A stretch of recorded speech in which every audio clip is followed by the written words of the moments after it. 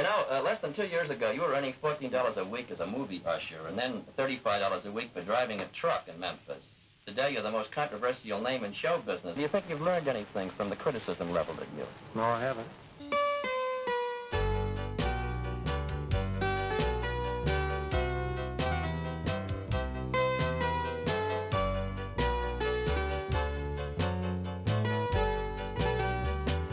On your personal appearance, did you create a sort of mass hysteria amongst your audiences of teenagers? Is your shaking and quaking in the nature of an involuntary response to this hysteria?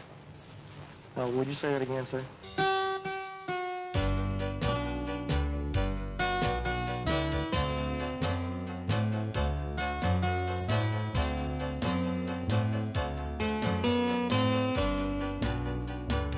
Well, what about the rumor that you once shot your mother?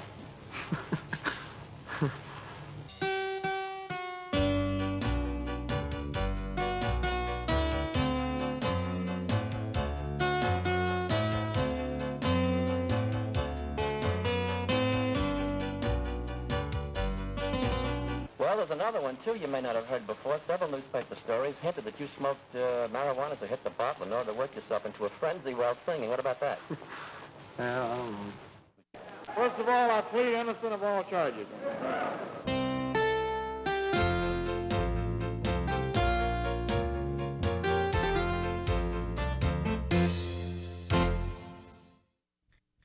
.306 Elvis Presley Drive, East Tupelo, Mississippi, was officially designated an historical site in 1978. But in 1934, the address was 306 Old Saltillo Road, and it was the home of Vernon and Gladys Presley. The couple had married on June 17, 1933. After first living with in-laws, Vernon and his father built the two-room house with $180 worth of lumber. On January 8, 1935, Gladys gave birth to identical twins who were given the names of Elvis Aaron and Jessie Garin Presley. Elvis was born first, and minutes later, Jessie was delivered stillborn. The following day, Jessie was buried in an unmarked grave at the Princeville Cemetery in Tupelo. The world that young Elvis was born into would forever shape his life. For most, the Deep South was a place of hard-scrabble existence. Workdays were long and hard. It was a world of segregation, blacks and whites rarely mixed. Yet for the poorest of both groups, religion and gospel music played a dominant role in their lives. For young Elvis, the music would become a pathway to legend. By the age of 2, Elvis was exposed to music at the First Assembly of God Church, located just a block from his home. The Presley family also enjoyed attending religious revivals and tent meetings. Later, Presley would remember how impressed he was at the preachers who would jump all over the stage and how the audience reacted to them. On October 5, 1945, Elvis won second prize in a talent contest at the Mississippi-Alabama Fair and Dairy Show. The contest was broadcast over the radio by station WELO, and reportedly, Vernon Presley, who was driving a truck at the time, heard his son on the air and cried with joy and pride. When Elvis was 13, his mother bought him his first guitar. She had saved for months to afford the $12.95. The 12-year-old Elvis sat by the family radio, learning how to play his new instrument. The music of country stars like Roy Acuff and Ernest Tubb, and black singers like B.B. King all helped to form Elvis's musical tastes. In September of 1948, the Presley family packed up all their belongings in the family car and moved to Memphis. Elvis's first home in Memphis was in a one-room apartment at 572 Poplar Avenue. Elvis was enrolled in Humes High School. He was shy and nervous and slow to make new friends. The family struggled to make ends meet and qualified for public assistance, including an apartment in a federally funded housing project. To help out his family, young Elvis had a series of part-time jobs, including working as an usher at the Lowe's State Movie Theater. Slowly, a change was coming over Presley.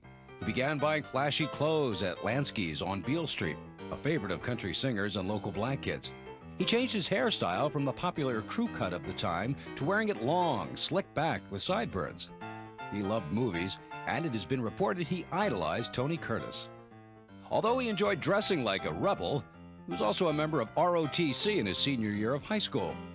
His interest in music continued, but his shyness kept him from performing in public, although he did enter and win a talent contest in his senior year. In June of 1953, Elvis graduated high school. Later, he got a job driving a truck, similar to this one, for the Crown Electric Company, taking parts and equipment to various job sites. His take-home pay was $35 per week. In the summer of 1953, Presley decided to make a record as a present to his mother. He knew that Sun Records, a small recording studio and record label, also allowed people to make inexpensive demo records. Presley recorded 2 songs, My Happiness and That's When Your Heartaches Begin. In January of 1954, Elvis returned to Sun to make a demo record. This time, the studio's owner, Sam Phillips, was there and took an interest in Presley. Phillips put Presley together with local musicians Bill Black and Scotty Moore, and they began to play together. On July 5th, 1954, at Sun Records, the trio recorded That's All Right Mama and Blue Moon of Kentucky as the 2 sides of Presley's first professional record. At 9:30 p.m., and just one day after the record was completed, Memphis disc jockey Dewey Phillips played That's All Right Mama on his radio program. The reaction was immediate. Hundreds of phone calls came flooding into the station. Later that evening, Elvis came to the station and was interviewed by Phillips. Within the next couple of days, Sun had thousands of orders for the record. On July 12, 1954, Elvis signed a 1-year management agreement with Scotty Moore. As record sales mounted and more fans got to see Elvis perform, his bookings increased and he began to appear in packaged shows with people like Hank Snow. But not everyone was impressed with his brash performing style. Elvis made his first and only appearance on the venerated Grand Ole Opry radio show on October 2nd, 1954. After the show, the program's talent coordinator suggested that Elvis think about going back to truck driving. But screaming fans and zooming record sales were telling a different story. At each appearance, the crowds got larger and the press coverage more frantic. Presley's gyrations and gritty R&B sound were something completely new.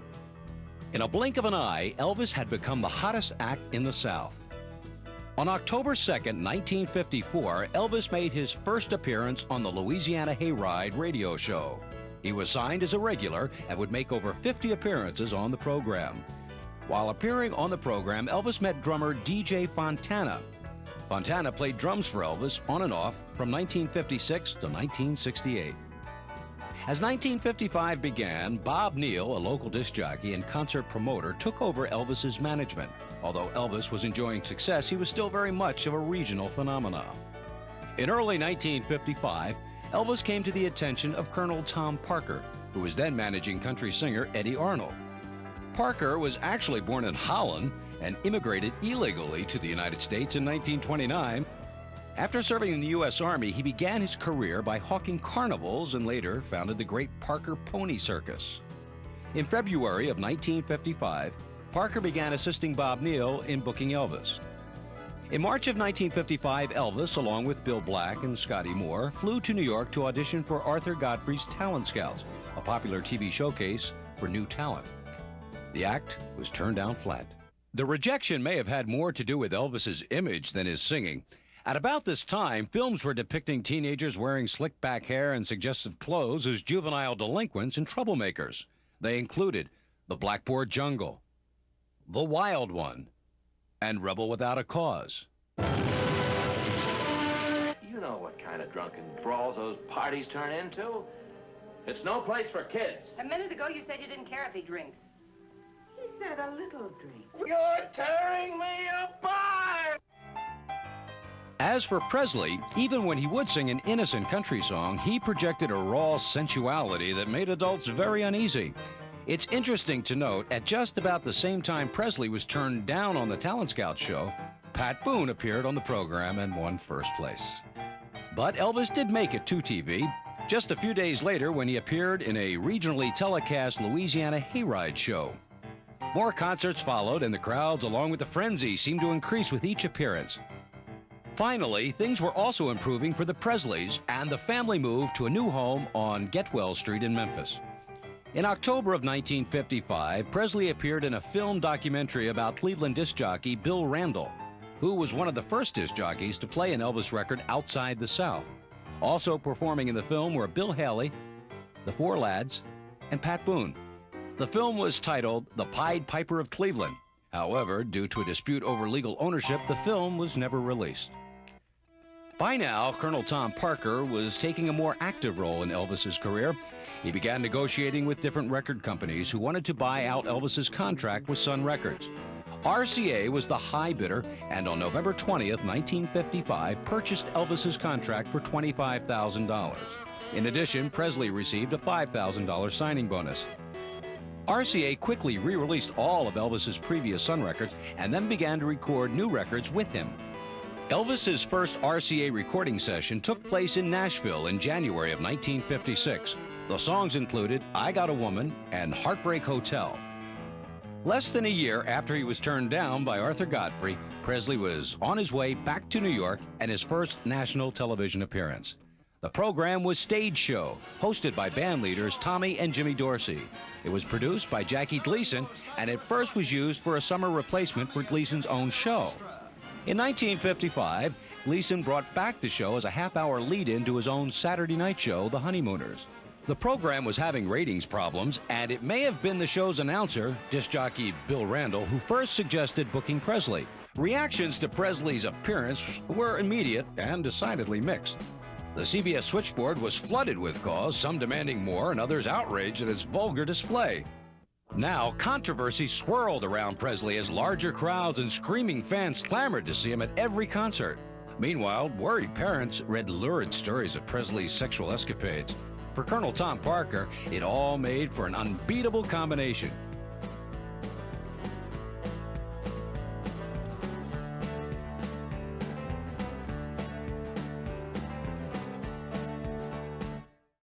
It didn't take long for Hollywood to notice Presley. Paramount producer Hal Wallace had Elvis make various screen tests. One of the films Elvis tested for was The Rainmaker.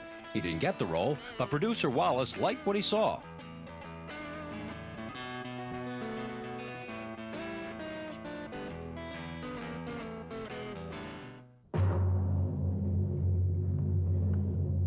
The following program is being brought to you in living color on NBC.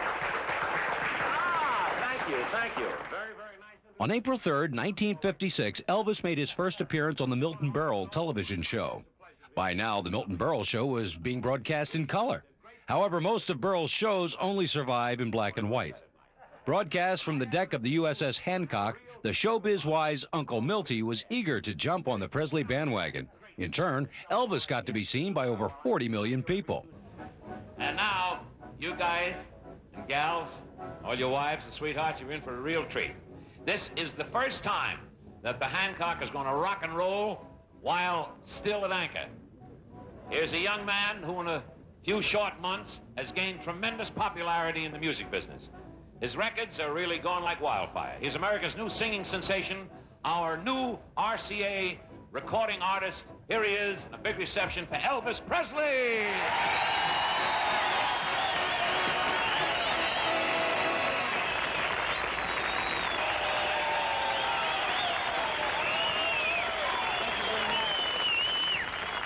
Thank you, ladies and gentlemen, and now I got a little surprise for you. Here for his very first public appearance, I'd like you to meet my twin brother, Melvin Presley. Melvin? Berle probably had no idea that Elvis had actually lost a twin brother, and Presley was anxious to please Mr. Television and never brought up the painful reality.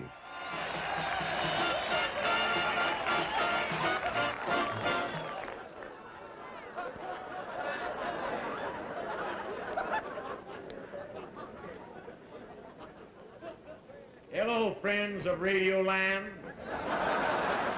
Radio Land. Radio Land, this is television. Melvin? Milton or Melvin? Melvin. Must have another brother, too. Television?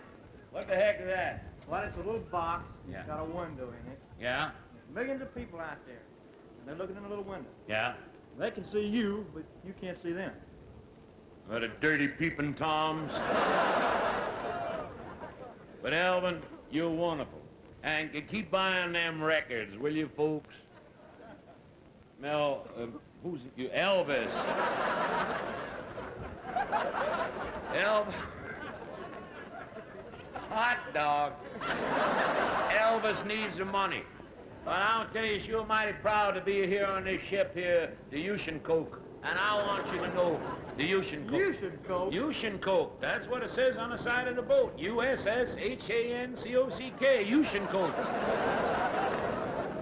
What's the matter? I know how to spell. That's USS Hancock, Melvin. Keep buying them records. I'm real proud of you, Elvis. Well, Melvin, I owe it all to you. You owe everything to me. That's... You taught me everything I know.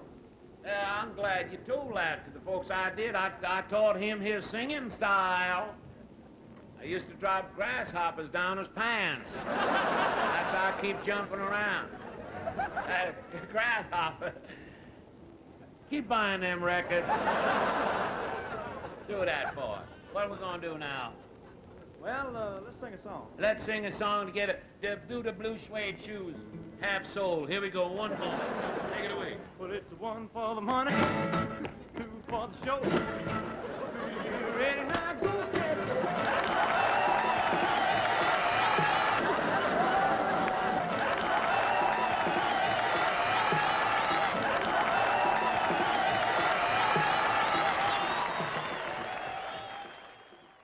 Elvis's acting ability with Milton Berle must have made an impression over at Paramount, because just 3 days later, Elvis signed a 3-movie contract with Paramount with a starting salary of $100,000.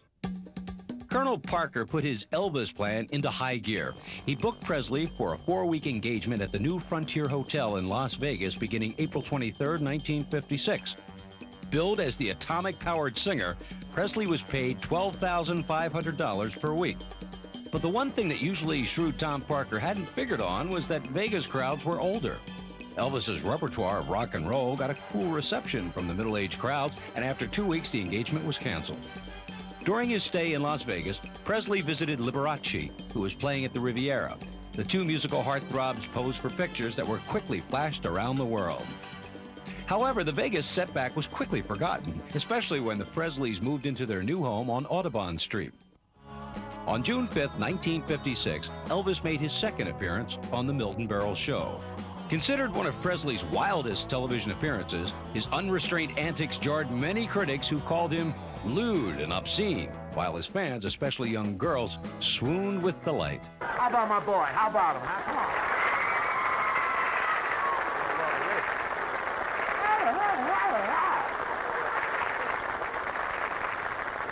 I don't know what you're screaming about. I want it the way they're flipping their lips, these girls down here. I don't know, like... I want to tell you, that beat with your foot is absolutely sensational. I want to ask you something, Elvis. If I did that thing the same way you did it, do you think I could get all the girls the way you do? Well, you might not have to get girls, but at your age, it'll keep your blood circulating.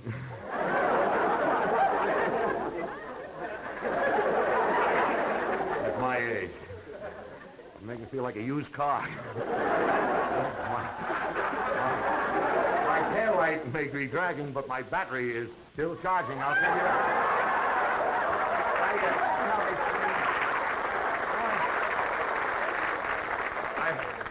I want to... What do you do with your hair? With Tony, do you use hair? Tom. No plugs, you understand? I want to tell you, how can I get these girls to scream over me this way? I really mean that. How can I do that? Mr. Burrow, I don't think you like it. I wouldn't like one? What do you mean? No, I mean, I don't like it. All these girls screaming, always tearing your clothes off, always, you know, trying to rip you apart, always trying to kiss you. I don't like it. You don't? Someone must have stomped on his head with those blue suede shoes.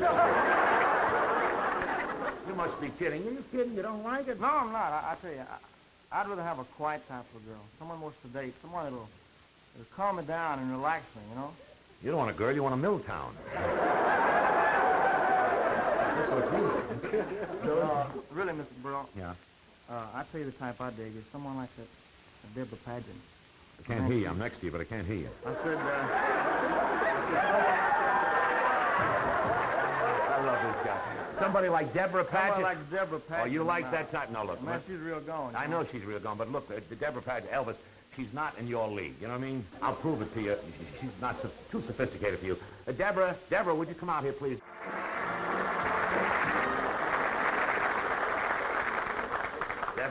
Deborah Paget, I want you to meet Elvis Presley.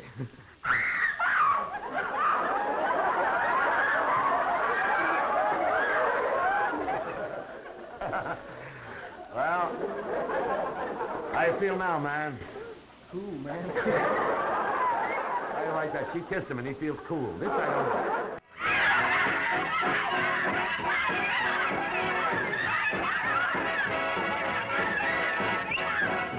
Now, just wait a minute, please. Now, I know that Elvis is going to be here and you'll want his autographs and everything, and he's a very nice guy, and I'd be very glad to, but I don't want any of this rough stuff. You understand? Hey, man, do you really know Elvis Presley? Are you kidding? Do I know Elvis Presley? I remember when he was a kid and he used to sing on a farm. Was he good then? Are you kidding? He used to make the pig squeal. I know this fellow. Now, you gotta keep quiet. Now, stand in line. Everybody stand. You get it. Hold the autograph book, and everybody will stand in line. That's all. You just stand here. You get them. You understand? You'll get the whole thing. Now, everybody will stand in line, and I went, hey, what are the Rich brothers doing here? What are they doing? I was, hey, young man, if you want an autograph, will you stand in the back there? Well, I don't care who you are. Everybody wants... I'm Elvis Presley. You're Elvis. You kidding? I know Elvis Presley better than I know the A&P Gypsies. Are you kidding? You do? I know Elvis Presley, 6 feet tall. He's big shoulders. He's got lovely hair, and he's got blue eyes, and... Elvis Presley!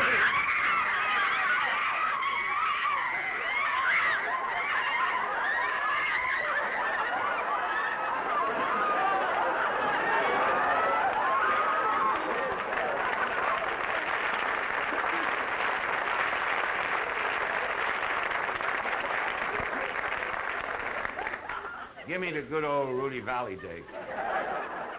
Incidentally, ladies and gentlemen, I don't think that I'm revealing any secrets when I say that that Elvis Presley is the fastest rising young singer in the entertainment industry today.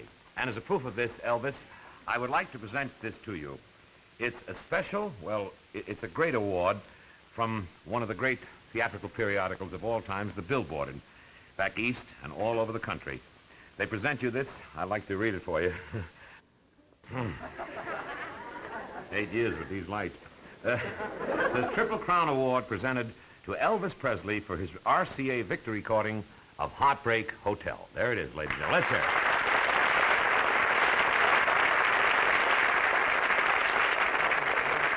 You deserve this award, Elvis, and good luck. On June 20th, 1956, Elvis appeared on Dance Party, hosted by Wink Martindale. I believe the proceeds from this show go to the Cynthia Milk Fund. Is that right, Elvis? Yes, sir, that's right. And I'd like to say let's see, what would I like to say? I'd like to say that we have a diamond ring that we're going to have as a door prize. Uh-huh. It's my initial ring. I've had it for some time, and it has 14 diamonds in it. And we're going to give it away at the door as a door prize. I see. And everything. And all the proceeds from this particular show, this is July 4th at Russwood Park. Elvis is going to be there. He's going to sing and play. His band will be there. Many other stars will be there, too. And we will certainly want you to watch Bob Johnson's column in the Memphis Press Cemetery, watch all the publicity on it, and get your tickets in advance. Elvis Presley, I want to thank you again because we know you're a busy man, and thanks a lot for coming by and seeing us at the dance party and saying hello to all your friends here in Memphis and the Mid-South. And anytime you're in town and want to come by, we certainly will welcome you. I think I have on something tonight that's not quite correct for evening wear. Not quite formal? What's that, Elvis? Blue suede shoes. Oh, yes. On July 1st, 1956, Elvis was scheduled to appear on another NBC program, originally broadcast in color, The Steve Allen Show. Elvis's previous television appearances, especially on the last Milton Berle show, had created so much controversy that Allen tried to tone down Presley by having him wear a tuxedo. After appearing on the Steve Allen Show, Presley went back to his hotel room and later at 11:30 p.m. did a split-screen interview on the High Gardner TV show. Hi, I have Elvis Presley on the phone. Hello? Hello? Hello, Elvis. Just one moment. Hello, Elvis. Hello? Did you have fun tonight on the Steve Allen Show? Yes, sir, I really did. I really enjoyed it. First time you ever worked in tux or tails? It's the first time I ever had one on, period. You mean you've got, as they say, 4 Cadillacs, but no tuxedos? No tuxedo. I usually drive the Cadillacs in blue jeans. That's very interesting, particularly when a cop stops you and wants to know if you own the car, huh? That's right. You have to show them all your ownership papers and everything. You know, less than 2 years ago, you were earning $14 a week as a movie usher, and then $35 a week for driving a truck in Memphis. Today, you're the most controversial name in show business. I want to give you an opportunity here to go over a lot of the rumors that have been printed about you, including a few that I printed myself, because some of these things can be checked and some can't, and I think that we ought to sort of fix up the record. Now, your style of gyrating while you sing has been bitterly criticized, even by usually mild and gentle TV critics like Ben Gross. Now, do you bear any animosity towards these critics? Well, not really. Those people have a job to do, and they do it. And do you think you've learned anything from the criticism leveled at you? No, I haven't. You haven't, huh? Because I don't feel that I'm doing anything wrong. 2 or 3 columns this week that carried items that you had bought 4 Cadillacs. Now, what is better than that, Elvis? It's what? It's the truth. I do have 4 Cadillacs. What do you do with 4 Caddies? Well, I don't know.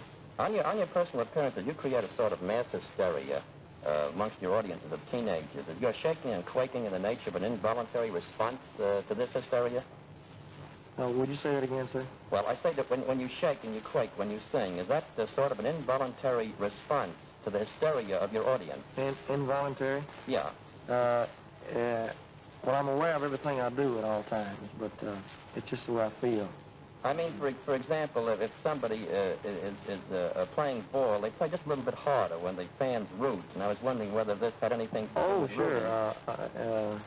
Well, I guess any artist, if the audience acts like they're enjoying it, if they act like they're with you, well, it makes you put more into it, you know. Mm-hmm. Do you think that your rocking and rolling has had an evil influence on teenagers? I don't think that it is. Juvenile delinquency is something that's, well, it just, I don't know how to explain it, but I don't see how music would have anything to do with it at all. What about the rumor that you once shot your mother? Well, I think that one takes the cake. I mean, that's about the funniest one I've ever heard. Where'd that one come from? Have you any idea? I have no idea. I can't imagine. When you mention it to me, it's the first time I ever heard it. Is that right? First time I ever heard it. Well, there's another one, too, you may not have heard before. Several newspaper stories hinted that you smoked marijuana to hit the bottle in order to work yourself into a frenzy while singing. What about that? Well, I don't know. Would you prefer to be an actor than to be a singing entertainer? If I were a good actor, of course I'm not a good singer, but if I were a good actor, I think that I would like it a little better. Although, if I ever break into the acting completely, I'll still continue my singing. I'll still continue making records. On July 2nd, 1956, Elvis recorded Hound Dog, Don't Be Cruel, and Any Way You Want Me at RCA's New York studios. This was the first recording session in which the Jordanaires acted as his backup singers. Presley first met the group in early 1954. At that time, Presley reportedly said, "If I ever make a record, I want to use you guys singing background for me." Oh, Lord, I want to feel that number when the saints go marching in. Now when the saints go marching in. Saints go marching in. Now when the saints go marching in. Oh, Lord, I want to feel that number when the saints go marching in. As soon as Presley was out of the recording studio, Colonel Parker had him on the road. Using the publicity generated from his recent television appearances, Presley was booked into stadiums and theaters all over the South, like this appearance scheduled for August 7th in St. Petersburg, Florida.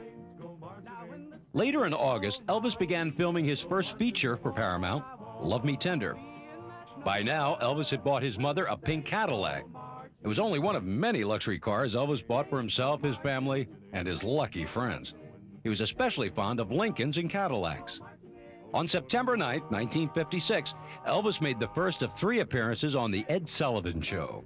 Although Sullivan was very concerned about his show's family image, he couldn't help ignore Presley's celebrity status or the big ratings Elvis had given his TV rival, Steve Allen.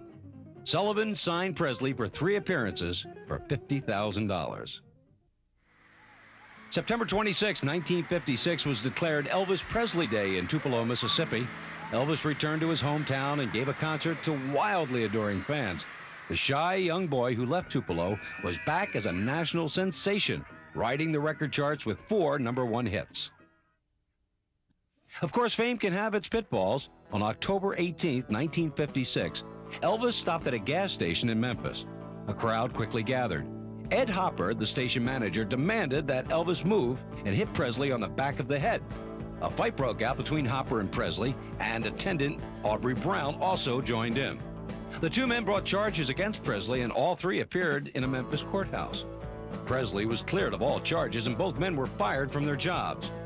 Presley had won both the physical and the legal fights. But he did pay a price. The publicity underscored his unsavory image in many adult minds. But it also heightened the excitement for his next Ed Sullivan Show appearance just 10 days after the gas station incident. Elvis Mania was in high gear on November 15, 1956 in New York for the premiere of Love Me Tender. Broadway hadn't seen anything like it since Bobby Soxers had jammed the streets waiting to see Frank Sinatra over a decade earlier. For Elvis's movie opening, 35 extra policemen and 20 extra ushers were needed to hold back the crowd, which had been forming since 8 in the morning. A giant 50-foot-tall cardboard picture of Elvis was unveiled, and the fans rushed in to see their idol on the silver screen.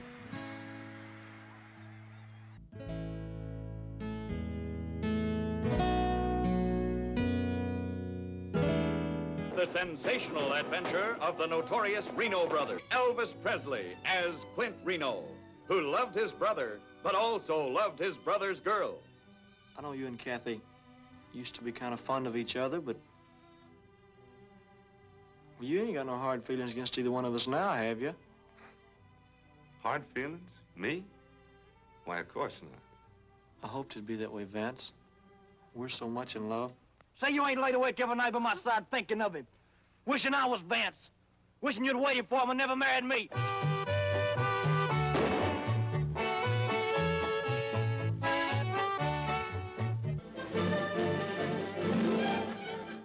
Once again, the critics lashed out at Presley's performance. Their reviews blasted Elvis's acting, but they totally missed the point. Presley's fans were thrilled just to see him 20 feet tall on a movie screen. Each new Presley appearance quickly sold out, like this one at the Louisville, Kentucky Armory on November 25th, 1956. Parking lots would fill to capacity and thousands of fans would mob the theater.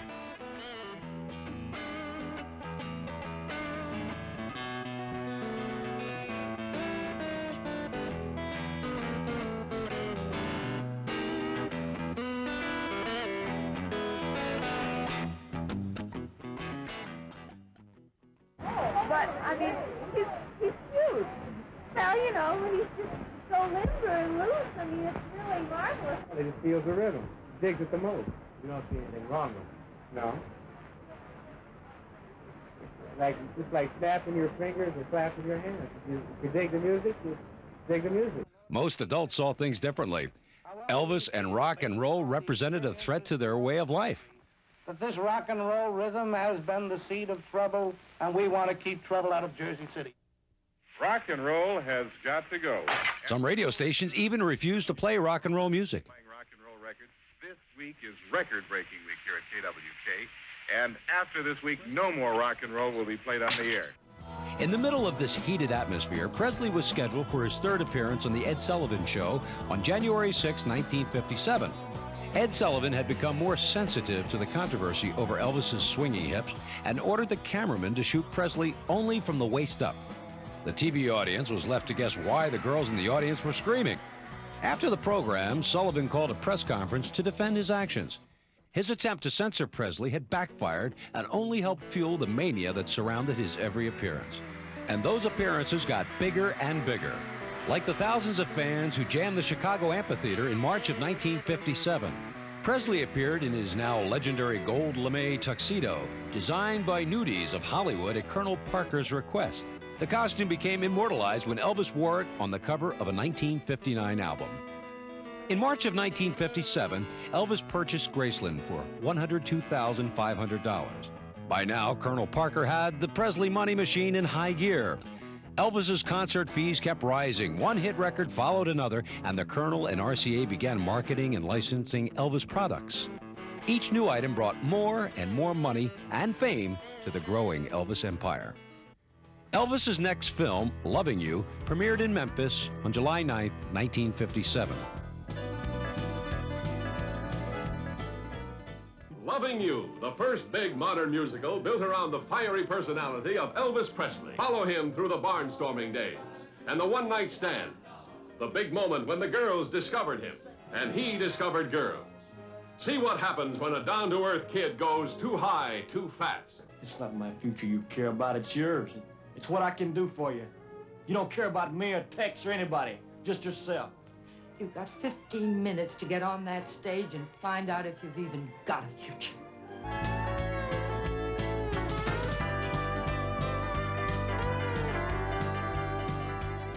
Colonel Parker kept Elvis busy. When he wasn't recording or making a movie, he was playing concert dates. Typically, thousands of fans would turn out and anxiously await Presley's arrival. In September of 1957, Elvis tried to arrive quietly in Portland, Oregon for 2 concerts, but a local reporter caught up with him. Elvis Presley, how are you? Hi, sir. How are you? Ivan Smith, representing ABC with KGW-TV. I'd like to welcome you to Portland. Thank you very much. What is your concert tonight? How long a duration will it be? The entire show will be about 2.5 hours. I think I'm on for about 40 minutes. What songs are you going to hit? Well, I'll do practically all of my songs. Which song do you think is the biggest right now? Don't Be Cruel is the Don't Be biggest. Cruel. How about Teddy Bear? How's it doing? It's about 2 million now. We have a bunch of teenagers up the other side of the studio waiting to see you, and as you can see, in spite of all the secrecy and this little devious plan, that a lot of us freaked out. That's why I think yes, it always does. It always does. But I don't mind it. In fact, if you come into a place, there's nobody there to meet you, you start wondering, you know. On October 17, 1957, Elvis's 3rd feature, Jailhouse Rock, premiered. As an indication of Elvis's growing muscle at the movie studio, the MGM commissary accommodated Elvis's taste in food by adding crisp bacon, mashed potatoes, and dark brown gravy to their menu during filming of Jailhouse Rock. Vince Everett, dynamically portrayed by Elvis Presley, was a tough blackboard jungle kid. Jailhouse Rock is also the love story of this rebel. How dare you think such cheap tactics would work with me? Any tactics, honey? It's just the beast in me. The fires of violence still raged in Vince as he fought his way to fame and fortune in the exciting world of popular music. And then came Hollywood. Oh, Vince, let's try it again. Vince! How do you like our movie star, Peggy? He has adapted very quickly. Well, there's not much oxygen up where he is, and the man gets lightheaded. There comes a time when you gotta take a hand in things, and that time is now. Don't push me, I'm gonna beat hell out of you. Don't try. You're talking crazy, man. You know you got it coming, son. I said don't try. A sad footnote, Judy Tyler, who co-starred with Elvis in Jailhouse Rock, got her start playing Princess Summer, Fall, Winter, Spring on the popular Howdy Doody television program. Jailhouse Rock was just her 2nd film and her last. Tyler and her husband of just 4 months were killed in a car accident in July of 1957. In January of 1958, Elvis began production of King Creole. But a month earlier, Milton Bowers, Memphis Draft Board president, had hand-delivered Elvis's draft notice to Graceland. In March of 1958, RCA released Elvis's Golden Hits Volume 1, the first of a long line of hit collections. The album remained on Billboard's album charts for 50 straight weeks. Elvis's actual induction came on March 24th, 1958. No soldier was ever drafted into the Army with the fanfare and publicity that surrounded Presley's. 55 photographers and cameramen converged at the Memphis Draft Board when Elvis, accompanied by his parents, arrived for his induction. After receiving some initial instructions and filling out forms, Elvis practiced taking his oath.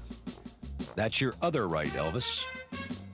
Next up was Presley's pre-induction physical, and the cameras couldn't wait to get some shots of America's heartthrob taking off his clothes. Then it was time to check the eyes that so many young girls were swooning over. I wonder if Elvis's blood pressure was a little high with all those cameras pointing at him.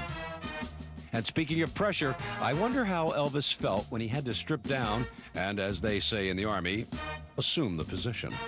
All with the cameras still rolling. Finally, it was time to take the oath.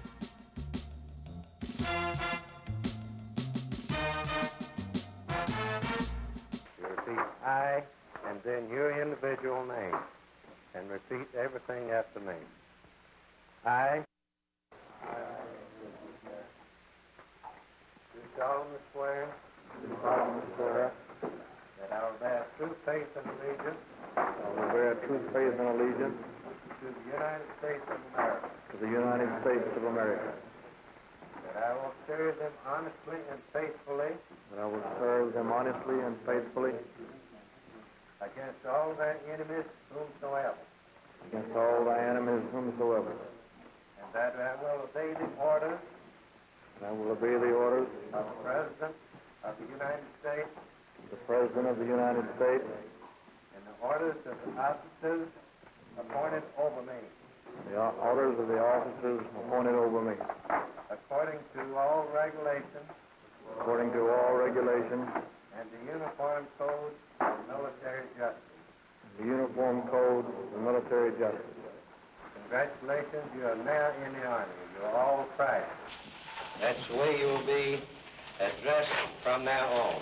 Private Presley, you'll be in charge of the group. Private Elvis Aaron Presley, serial number US 533-10761, left the Memphis Draft Board as tearful family and friends wished him well. Presley, along with his fellow recruits, boarded a Greyhound bus for the trip to Fort Chaffee, Arkansas. Arriving late that night at Fort Chaffee, even Elvis was shocked to see how many fans and reporters were there to meet him. We had a little tough time with Elvis a little while ago because our film broke on us. And we want to say, again, thank you very much for your cooperation. And we hope you're going to enjoy your stay in the United States Army. You're very welcome. Thank you very much. Anything you'd like to say to the teenagers as a parting salute here? Well, I'm sorry I didn't get to see them tonight, but I thought it was a little late for them to be out. It was kind of a surprise when they were here. They should have been home in bed, in other words. No, I'm not going to say that. Thank you. Elvis, thank you very much. So, that wraps up our interview from the barracks here at Fort Chaffee as Private Presley, Elvis A., gets ready for sleep and a busy day tomorrow. Then it was time to learn the fine art of making an Army bunk. The next morning, having been gently awakened by a friendly drill sergeant at 5 a.m., Private Presley and his fellow recruits got their first taste of Army cooking. After a hearty breakfast, Presley had an appointment with a barber where he got one of the most famous haircuts in the history of the United States Army. Later, it was off to the quartermaster, where Presley traded in his blue suede shoes for a more practical pair of Army boots. And Elvis could forget about custom gold suits designed by Nudie. This time it was olive drab and right off the rack. But the alterations were on the house. In less than 24 hours, the transformation was complete. Elvis Presley, teen idol, movie star, and national sensation, looked like any other sad sack in Uncle Sam's Army. Elvis must have taken his share of razzing from fellow recruits, especially when his film King Creole opened in July of 1958. You're a pretty fancy performer, ain't you, kid? Now you know what I do for an encore. Now he crowns his meteoric rise to fame with a fiery burst of dramatic power as hard-loving, hard-hitting Danny Fisher, who sang his way up from the gutters of lusty, brawling New Orleans. There were to be many women in Danny's young life, but only two who really counted. Nellie, who knew too little about love. I've never been to a place like this before. Honey, what are you doing here with this man? How'd you get into this? How do you get out?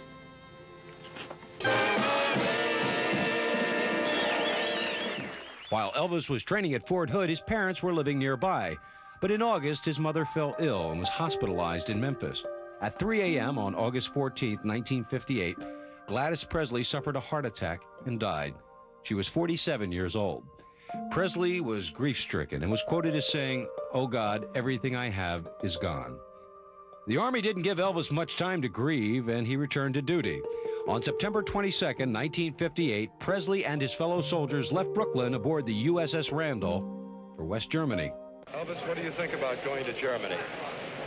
Well, sir, I'm kind of looking forward to it. I mean, just before I came in the Army, we were planning a tour of Europe. And I got quite a bit of mail from over there and everything, you know, and I'm kind of looking forward to it, really. In Germany, Presley was more popular with his fans than ever, although he continued to go about his duties like any other soldier. On November 27, 1958, he was promoted to Private First Class and eventually rose to the rank of Buck Sergeant. Anticipation mounted as the time of his discharge drew near. Elvis arrived at Fort Dix, New Jersey on March 3rd, 1960, in spite of a raging snowstorm. Elvis held a press conference. I don't know. I don't feel too old. I can still move around pretty good. I was in tanks for a long time, you see. And they rock and roll quite a bit. A few days later, after returning home to Graceland, Elvis held another press conference for the ever-inquisitive press. Now that the Army's part of the past, can you give us in detail some of your future plans? Well, the first thing I have to do is to cut some records. And then after that, I have the television show with Frank Sinatra. And then I have the picture with Mr. Wallace. And after that, I have 2 for 20th Century Fox. And after that, heaven knows, I don't. I suppose it'll keep me busy the rest of this year, you know. After that, I don't know. As you look back on your 2 years in the service, what was the most important thing that happened to you during your 2 years, whether it was overseas or here in the States? Well, there were a number of things that happened. I had quite a few interesting experiences. Slept out in the snow. HC rations, you know, all the regular thing. But I suppose the biggest thing of all is the fact that I did make it. I made it just like everybody. I mean, I tried to play it straight, you know, like everybody else. And I made a lot of friends that I never would have made otherwise. And all in all, it's been a pretty good experience, you know. How about any romance? Did you leave any heart, shall we say, in Germany? Not any special one. There was a little girl that I was seeing quite often over there. That her father was in the Air Force, and actually they only got over there about 2 months before I left. I was seeing her, and she was at the airport when I left, and there were some pictures made of her, but it was no big romance. I mean, the stories came out. The girl he left behind, and all that. It wasn't like that. I mean, I had to be careful when I answer a question like that. Elvis, in your service life, which did you find the most difficult, when you went into basic training, or when you got over into Germany, over with the experienced soldiers? Which gave you the hardest time? Well, basic training wasn't hard for me at all. It was harder afterwards, after I had gotten into a regular outfit. Not the service itself, but just the surroundings, and I was in a strange land, and the outfit I was in, they had quite a bit of field duty. We stayed in the field 6 months out of the year. And it gets cold in Germany. It snows quite a bit. And it was pretty hard to adjust to. There has been some rumor about Nancy Sinatra and yourself. Is there a romance in the making here? No, I'm afraid not. I only met her in Fort Dix, and she gave me a gift from Frank, and it was very brief. I think she's engaged to Tommy Sands. I don't think he would appreciate that. The Frank Sinatra show on the ABC television network. Do you have any idea of when this will be aired? I really don't know the exact date. I would imagine it's somewhere around the 1st of May. On May 12, 1960, Frank Sinatra's Welcome Home Elvis special, taped at the Fontainebleau in Miami, aired on ABC TV. He's here in person. I may pass out. Tommy won't like it. Where the heck are his sideburns? Germany. Well, I'll be a hound dog. And that's the opening, friends. It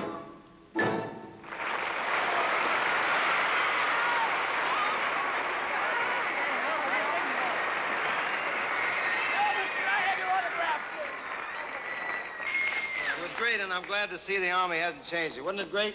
That's the first time I ever heard a woman screaming at a male singer. Don't you remember me there, Charlie? You know, I was wondering, as a matter of fact, while you were singing, Elvis, I thought to myself, I wonder what would have happened if I had recorded Love Me Tender instead of you. I wonder if it made any difference. I think it would, about 2 million records less. He should have. You smarty pants. Elvis was back. Paramount and producer Hal Wallace were anxious to get Presley's movie career up to speed, and Elvis quickly signed on to do more films. First up would be a natural, the 1960 release, G.I. Blues. Paramount's rousing, rollicking story of America's ever-loving overseas GIs, with a skyrocketing star who really lived it. Fire! On the way.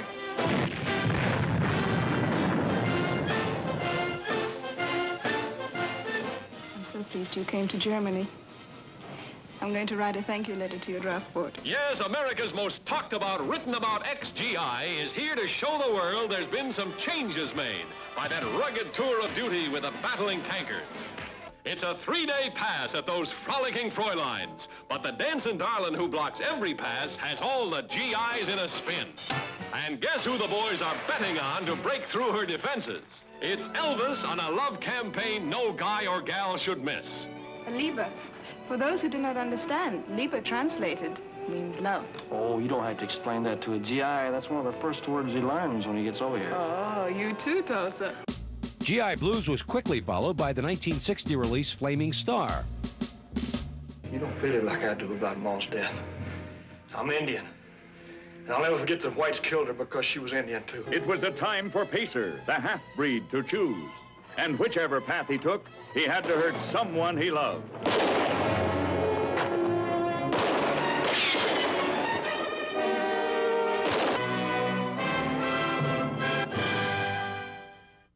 In March of 1961, Presley traveled to Hawaii to begin filming Blue Hawaii. On March 25th, 1961, he gave a benefit concert for the USS Arizona Memorial Fund in Pearl Harbor, Hawaii. It would be his last live performance for almost 8 years. On November 22nd, 1961, Blue Hawaii opened. With Elvis as your personal guide to America's exotic Eden, our Polynesian paradise. Elvis brings you the vacation of your life in his first big musical since the sensational G.I. Blues. It'll work. She's jealous. As he hits the beach with the most luscious armful of delight on the islands. Don't you like it? Oh, I love it. And I thank you for thinking of me. I was thinking of me. Do you want to kiss me again? I don't rob cradles. Did you ever see anything like this in a cradle? Excuse me, Mr. Garvey. Why can't we settle this? Did I say move? Chad, please. Oh, go on. Turn him loose, sis. Turn that tiger loose.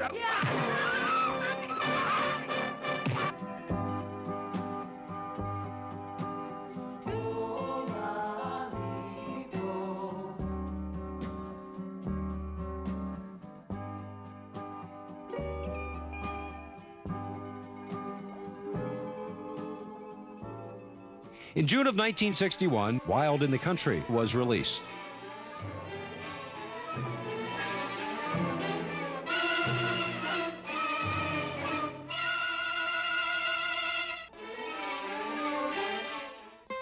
Although Elvis was not giving live performances during the early 60s, his car was. Presley's 1960 Cadillac, which was customized by famed car builder George Barris, was frequently sent on tour by RCA.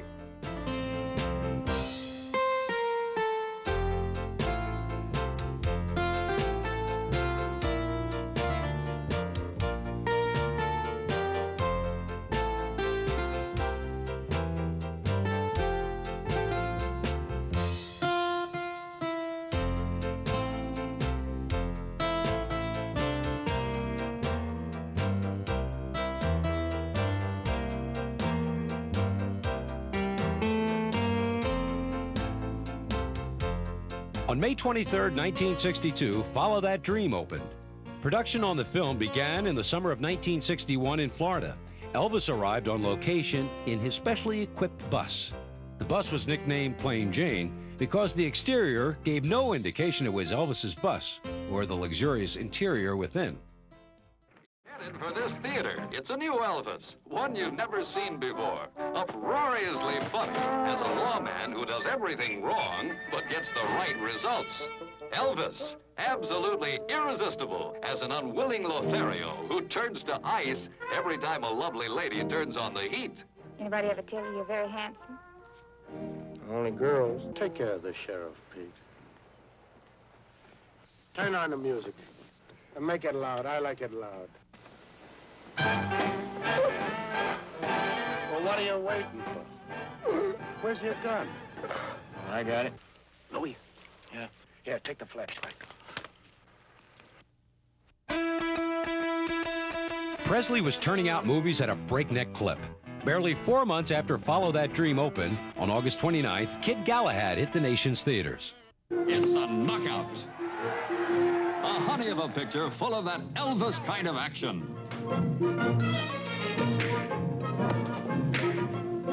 That Elvis kind of lovin'. What do you do when you feel like this? People usually get married, I understand. All you had were your empty pockets and a shine on the seat of your pants. Don't push me, Willie.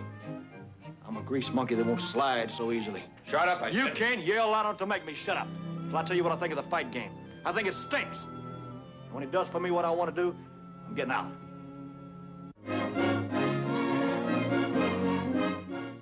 In April of 1962, Presley had flown to Hawaii to work on his next film, Girls, Girls, Girls. After a month of location shooting, Elvis flew into Honolulu before returning to Hollywood to finish the film. What are you going to do today, Elvis, after this is all over? You going to sneak out on the beach and get some sun? Take these layers off of my neck so I can walk. All your buddies are... No, I'll probably rest because I've been up for about 2 days. Have you? You been recording lately? Yeah, I did a new album, which should be out in about another month, so... I've been recording and getting ready to come over here. In this picture, Girls, Girls, Girls, produced by Hal Wallace, is standing right over there. How many songs have you singing, Elvis, do you know? I believe it's about 14. 14? Yeah. But none about Hawaii in this one. No, I don't think there's any about Hawaii. You're going to be on a tuna boat in this. In fact, I think the songs in this one are a combination of everything. Rock and roll, a little calypso, and so forth. Kind of hard to concentrate this afternoon. Yeah, well, it's hard for me to concentrate anytime. Girls, Girls, Girls opened on November 21st, 1962. Elvis's drawing power at the box office was holding strong as the film grossed almost $3 million in its first few months of release. Girls, girls, girls. It's a storm of entertainment that brings down the house. The salty story of a two-fisted guy who wanted to own his own boat more than anything in the world, while every girl on the shore was trying to own him. Don Juan and Casanova rolled into one. But in the boat, it's girls. Girls, girls, girls. Elvis's next film was It Happened at the World's Fair. In September of 1962, Elvis and the film crew began shooting on location at the Seattle World's Fairgrounds. This was one of the very few times Presley left the confines of a closed movie set, and it represented a unique opportunity to his fans to get close to Elvis. But it also posed some major logistical and security problems for MGM, who hired 100 special policemen to protect Elvis while he was on the fairgrounds. 6 special Pinkerton plainclothes detectives were also hired and were at his side throughout the filming.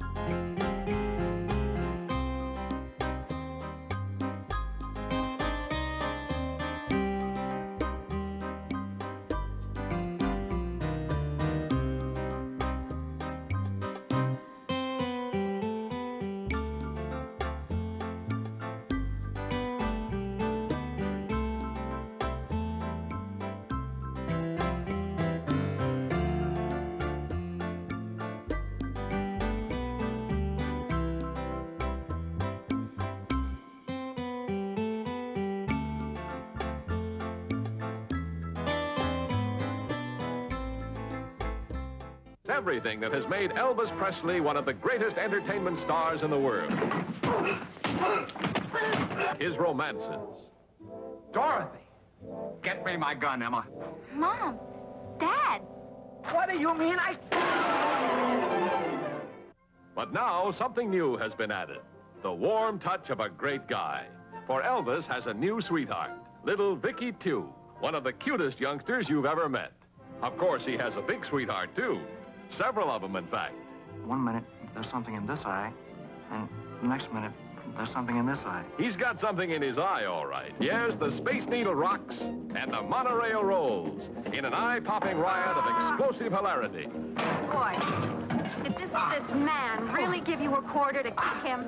Yes, he's some kind of nut. And of gorgeous gals, gags, and gangsters. Get moving. Come on, move. In November of 1963, Elvis's next film, Fun in Acapulco, opened. It's moments of drama at the top of the famous La Perla Cliffs and the attempt to dive into the treacherous waters below. Wanted by the shapeliest playmates in Mexico. From the younger set who adores him,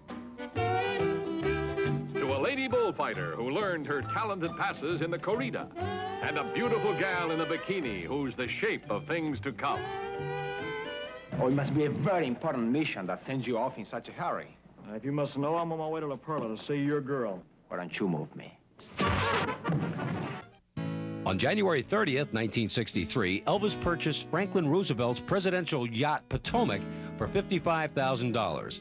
He presented the boat to Danny Thomas in care of St. Jude's Children's Hospital in Memphis. Elvis's acts of charity became legendary. Only a few were captured on film, like this check he is giving to Bud Abbott and Barbara Stanwyck for the Motion Picture Relief Fund.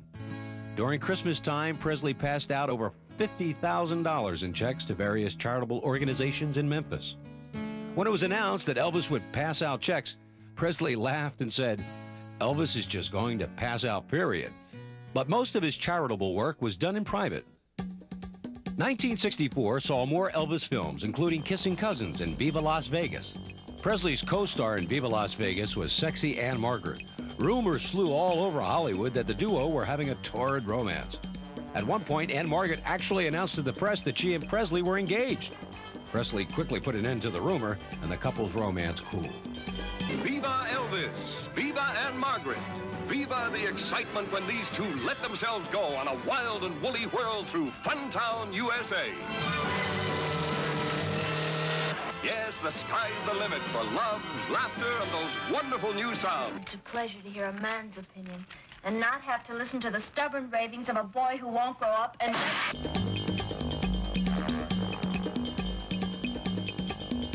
The Elvis bandwagon of hit songs and movies seemed to be unstoppable.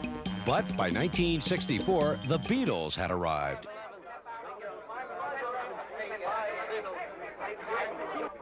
Dan Davis says you guys are nothing but a bunch of British Elvis Presleys. He must be blind. It's not true. It's not true. And for the first time in his career, Elvis had a serious rival for the affections of American teenagers. 1964 ended with the release of Roustabout.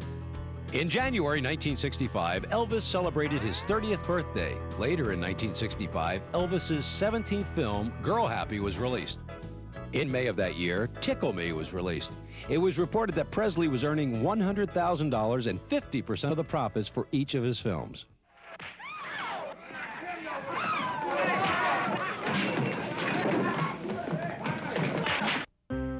In November of 1965, Presley's 19th film, Harem Scarum, was released. On March 31st, 1966, Frankie and Johnny premiered in Baton Rouge, Louisiana. More films followed, including Paradise Hawaiian Style, Spin Out, Easy Come, Easy Go, and Double Trouble. Over the years, Elvis's name had been romantically linked to many women, especially all of his former leading ladies. In fact, Elvis reportedly said, "If I slept with every woman they say I have, I would have been dead a long time ago." But all the speculation ended on May 1st, 1967, when it was announced that Elvis Presley had married Priscilla Beaulieu, the young girl he first met in Germany while he was in the Army. 100 guests assembled in the lobby of the Aladdin Hotel in Las Vegas, Nevada. The double ring ceremony took place at 9:41 a.m. Following the party, a press conference was held, and the world got to see the king and his new queen.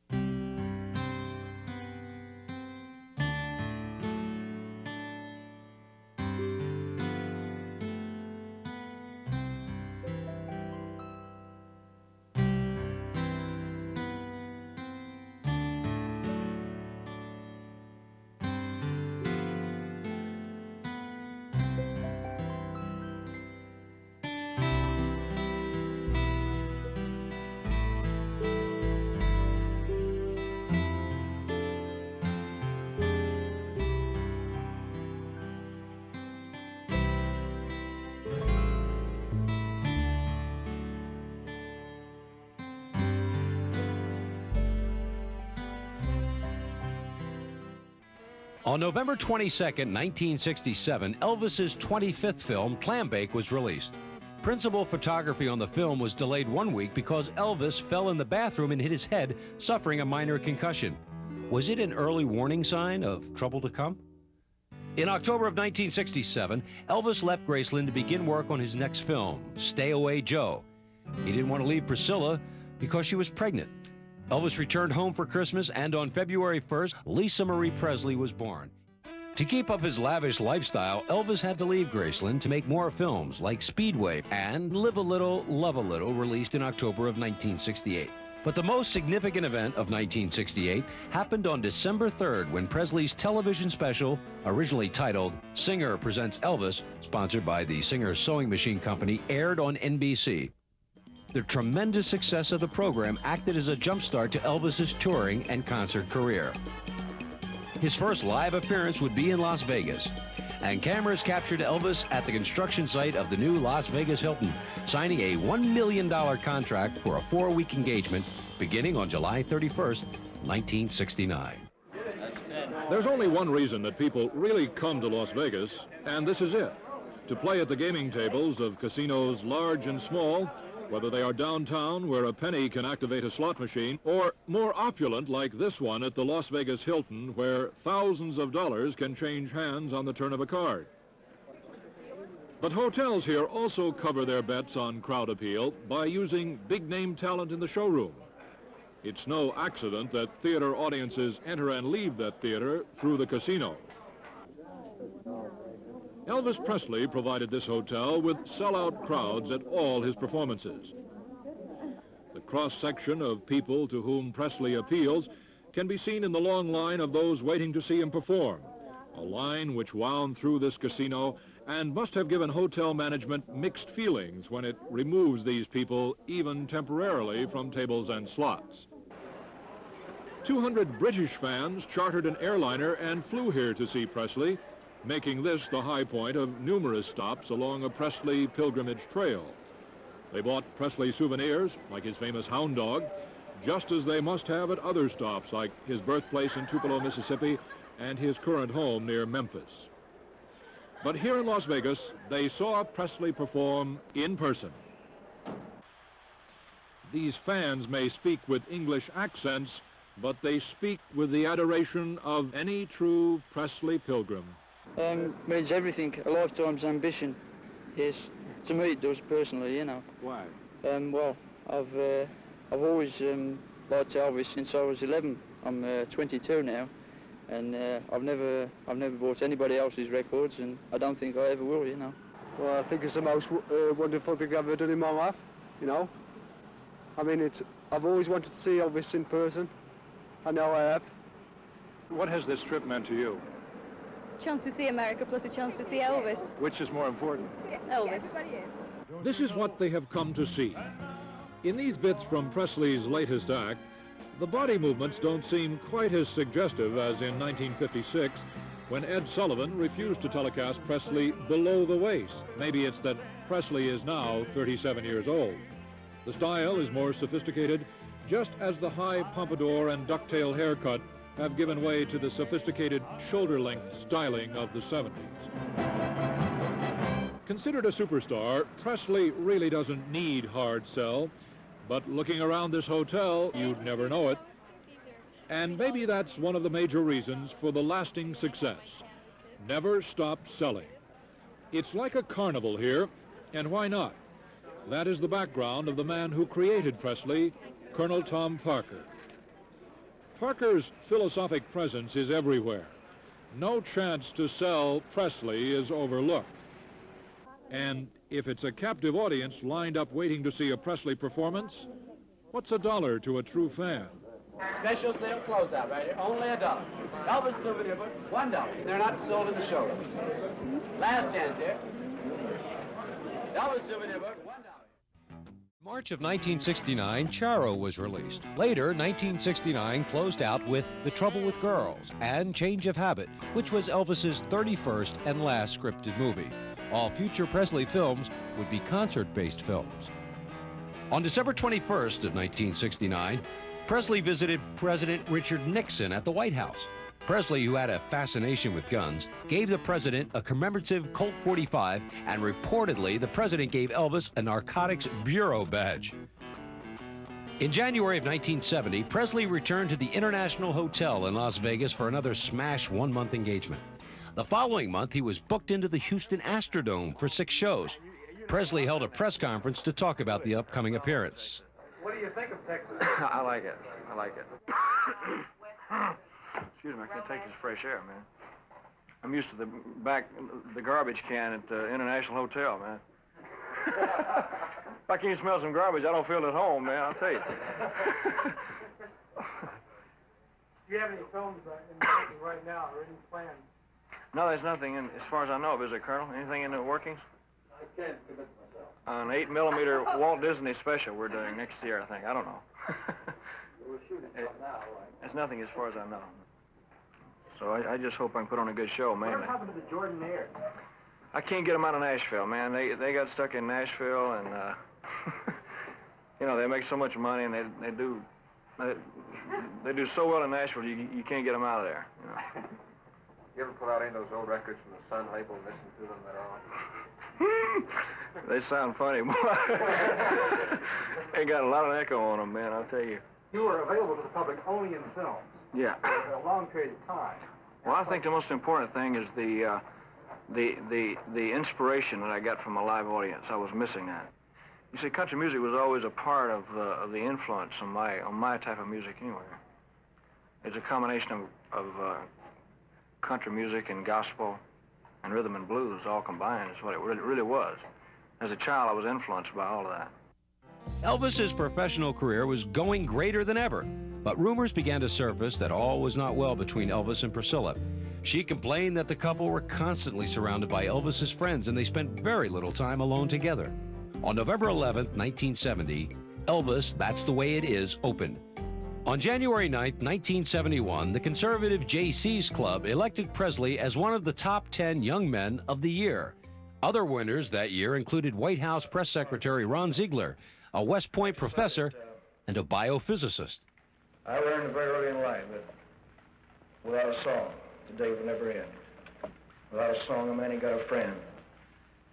Without a song, the road would never bend. Without a song. So I'll keep singing the song. Good night. Thank you.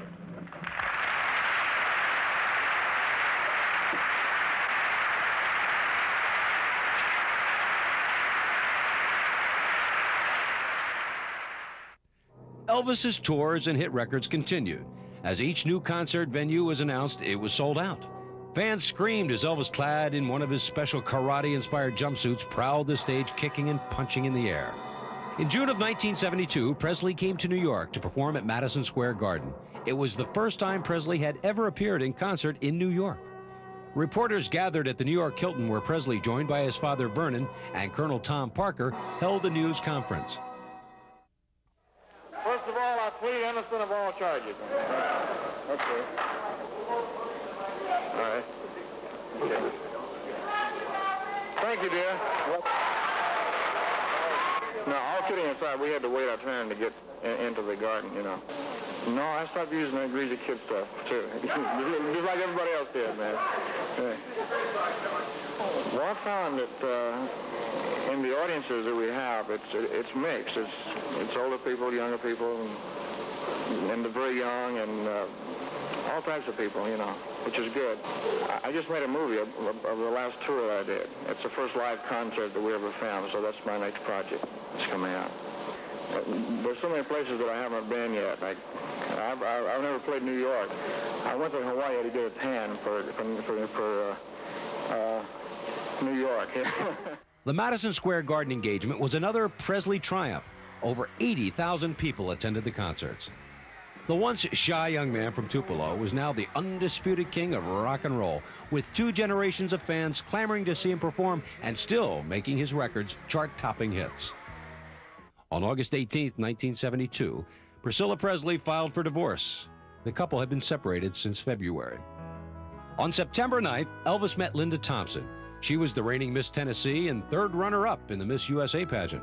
Elvis and Linda became constant companions. Later that year in November, Presley's 33rd and last film, Elvis on Tour, was released. In January of 1973, Presley arrived in Hawaii for a unique around-the-world event. Called Aloha from Hawaii, it was a live concert transmitted via satellite all over the world. Presley joined RCA Record President Rocco Laganestra to announce the concert, and nearby, as he always is, just out of camera range, Colonel Tom Parker. I'm still on, I'm on stage. Okay. South Vietnam. The Armed Forces Network will pick it up. The Armed Forces have shown. This is the first time that I've seen this myself. It's just the start office.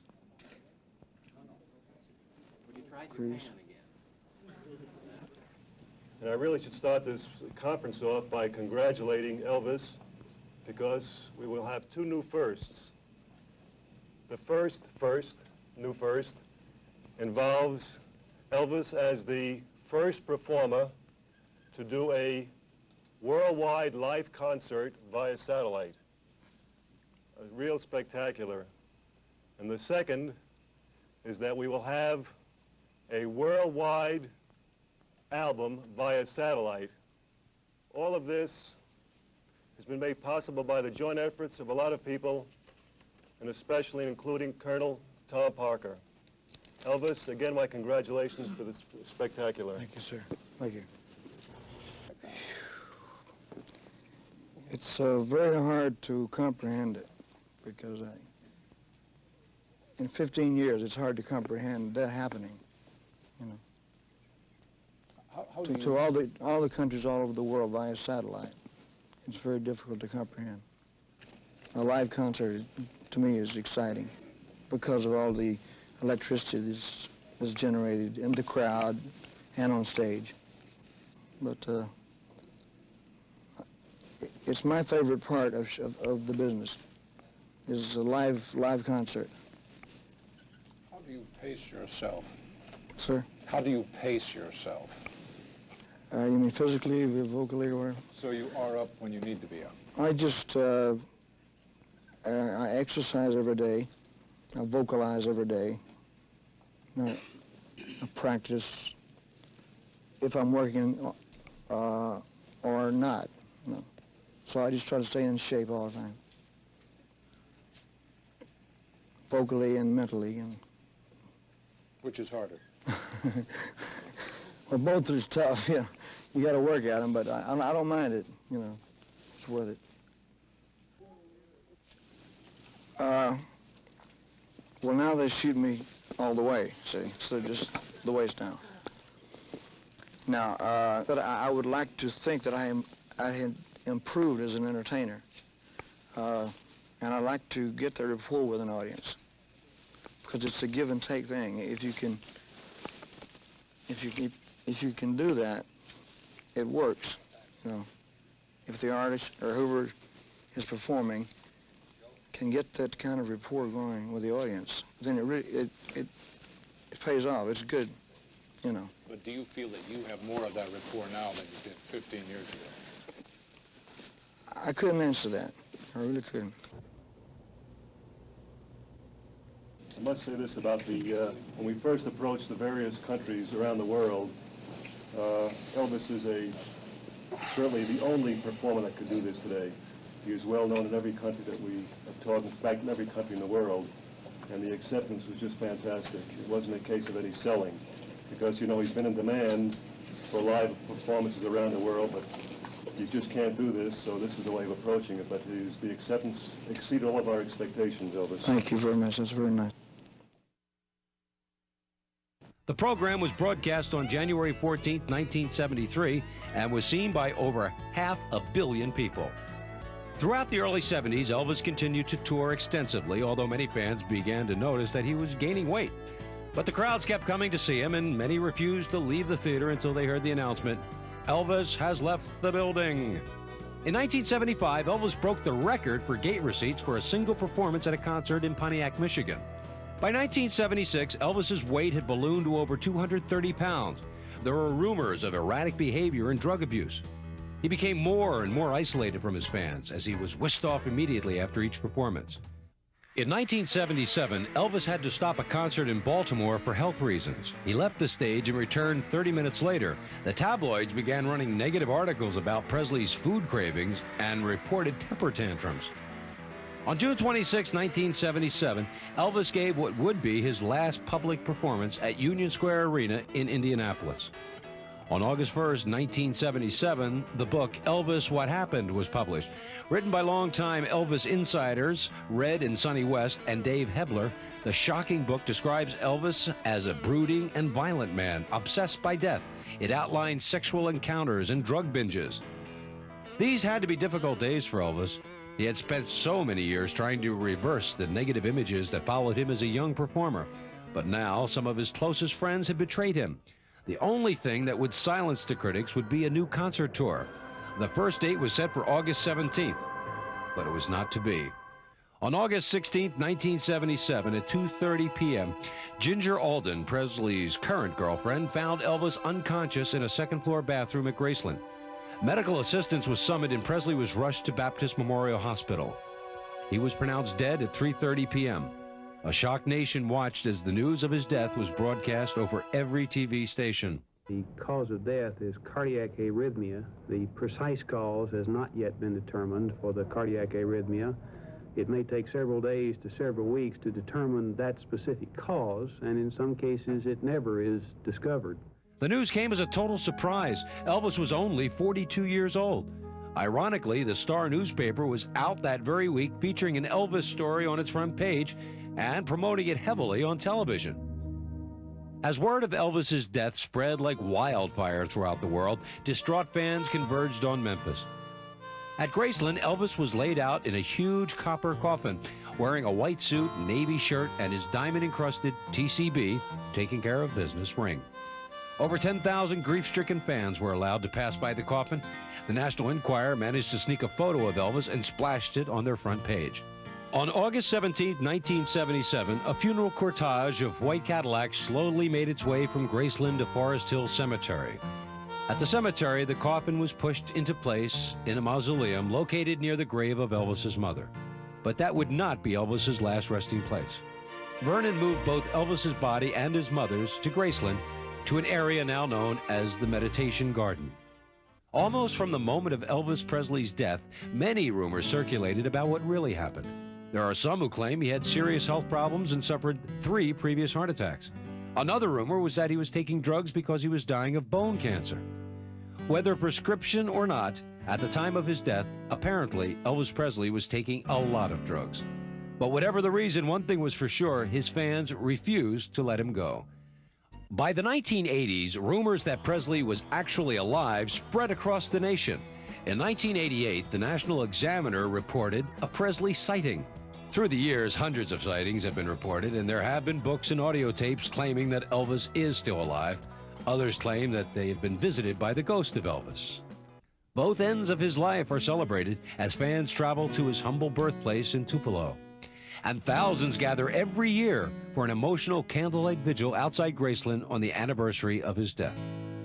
In his legendary career, Elvis made 33 feature films. He was awarded over 90 gold single records and over 50 gold albums, and 4 of his albums stayed on the charts for over a year. Elvis Presley has become a subject analyzed by authors, music critics, even historians. But in the end, the why of it really doesn't matter. What matters is that for whatever our own personal reasons, he deeply touched all of our lives. Maybe Elvis's father, Vernon, summed it up best on Elvis's tombstone eulogy when he said, he had a God-given talent that he shared with the world, and without a doubt, he became most widely acclaimed, capturing the hearts of young and old alike. He was admired not only as an entertainer, but as a great humanitarian. He revolutionized the field of music and received its highest awards. He became a living legend in his own time, earning the respect and love of millions.